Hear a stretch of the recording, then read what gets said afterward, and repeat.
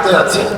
এখন আপনাদের কাছে আমাদের প্রশ্ন, আপনারা জনগণের কাছে জানতে চান যে আমাদেরকে বিভিন্নভাবে প্রথম থেকে রাজনৈতিক দল করবো কিনা, সেটা নিয়ে নিউজও হয়েছে যে আমরা নাকি রাজনৈতিক দল করছি, কত তারিখের মধ্যে ইউএনএ নিউজও হয়েছে, পরেও সেই আলাপটা হচ্ছে, এখন তোলা হচ্ছে না।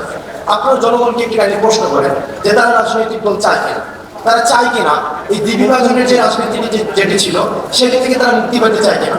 কারণ আমরা দেখেছি ক্লকওয়াইজ এবং এন্টি ক্লকওয়াইজ করাপশন, অর্থাৎ গত 16 বছর একজন করাপশন করেছে একটা নামে।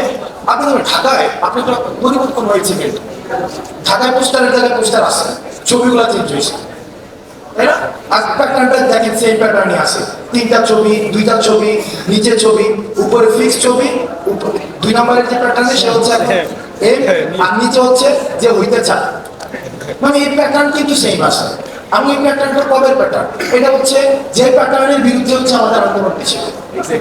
এখন আমরা রাজনৈতিক দল করছি কিনা সেই প্রশ্নটি আপাতত আপনাদের কাছে আমরা অনুরোধ করবো, আমাদেরকে না করে আপনারা জনগণের কাছে জানতে চান তারা এই ব্যানারের পরিবর্তন চায় কিনা, এই সিস্টেমের পরিবর্তন চায় কিনা, এবং এই সিস্টেমের পরিবর্তনের জন্য তারা কোনো নতুন রাজনৈতিক দল চায় কিনা, সেটি জনগণকে প্রশ্ন করুন, জনগণ নির্ধারণ করবে। বাকি কিন্তু বলে দিয়েছে আমরা জনগণের ভাষাকে রূপান্তর করি, জনগণের সিম্বলটা, যে সিম্বলটা দেখায় সেটাকে আমরা ভাষায় রূপান্তর করি।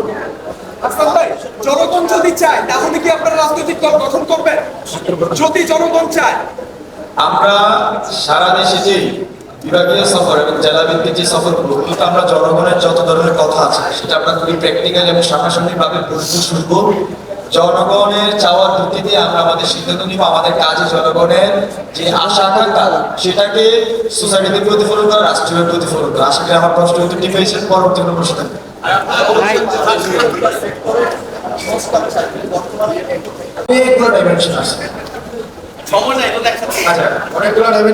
প্রথম বিষয়টা হচ্ছে কি, আপনাকে একটা জিনিস মাথায় রাখতে হবে, প্রভু চলে গিয়েছে, দাসরা কিন্তু এখনো যায় না। প্রভু কিন্তু থাকে একজন, কিন্তু গত 16 বছরে এত লক্ষ কোটি দাস উৎপাদন করেছে।